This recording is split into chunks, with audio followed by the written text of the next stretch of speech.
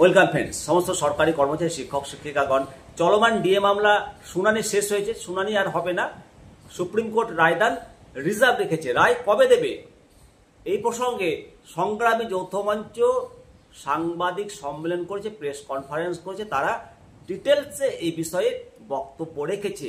আশা করা যাচ্ছে খুব তাড়াতাড়ি এই মামলার শুনানি হবে, কিন্তু তাড়াতাড়ি বললে তো হবে না, কবে নাগাদ হবে সবাই জানতে চেষ্টা করছেন।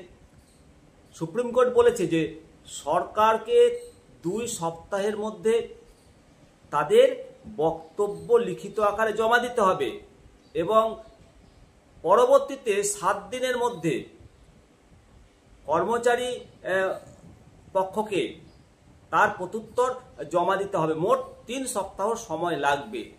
কিন্তু এখানে একটা সন্দেহ থেকে যায় যে সরকার 2 সপ্তাহের মধ্যে তাদের লিখিত জমা দেবে তো, কারণ একটা সন্দেহ থেকেই যায়। লিখিত যদি জমা না দেয় তাহলে কি হবে? তাহলে দেরি হবে।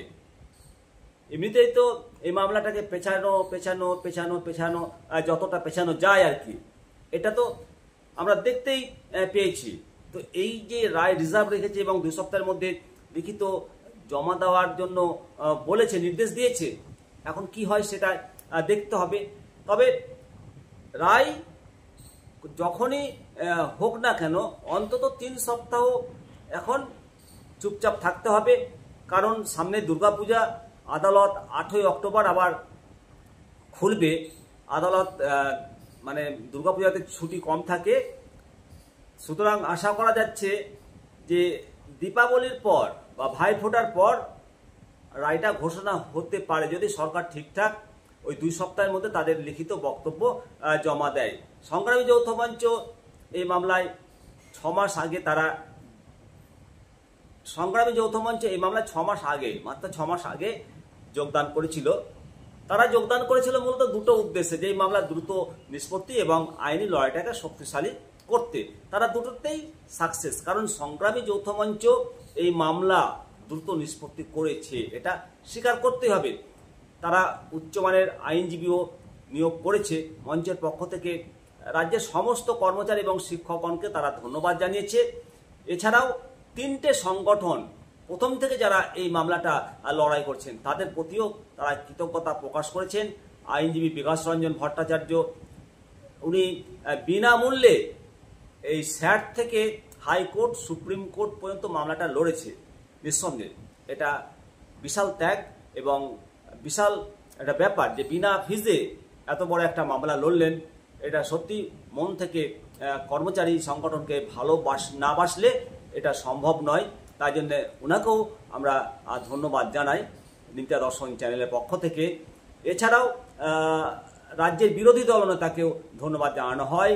আইনজীবী পাটিওয়ালাকে কর্মচারীর পক্ষে নিয়োগ করেছেন। বিরোধী দলনেতা মাননীয় শুভেন্দু অধিকারী, তার মানে উনি এই ডিএ মামলায় বেশ বিখ্যাত উকিল দিয়েছিলেন কর্মচারীর পক্ষে। সংগ্রামী যৌথ মঞ্চ জানাচ্ছে যে সংগ্রামী যৌথ মঞ্চ জয়ের ব্যাপারে অত্যন্ত আত্মবিশ্বাসী। তারা সরকারি আইনজীবী কপিল সিব্বালের যুক্তি খণ্ডন করে মঞ্চের আইনজীবীরা নিজেদের বক্তব্য জোরালোভাবে, বলিষ্ঠভাবে তুলে ধরেছেন এবং মঞ্চের মতে এই মামলাটা শুধুমাত্র পশ্চিমবঙ্গের জন্যই নয়, বরং সারা দেশে কর্মচারীদের কাছে একটা বড় উদাহরণ স্থাপন করবে। এই প্রথম কোন রাজ্যের সমগ্র সরকারি কর্মচারীদের ডিএ সংক্রান্ত মামলা সুপ্রিম কোর্টে পৌঁছেছে। স্যাট এবং হাইকোর্টের ডিভিশন বেঞ্চ এই মামলায় আগেই রায় দিয়েছিল কর্মচারীদের পক্ষে।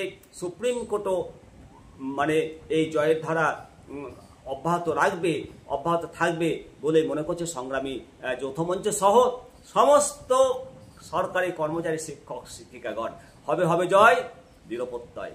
ভালো থাকবেন। অবশ্যই কমেন্ট সেকশনে কমেন্ট করবেন। পরবর্তী আপডেট পাওয়ার জন্য চ্যানেলটিকে সাবস্ক্রাইব করুন। জয় হিন্দ, জয় ভারত।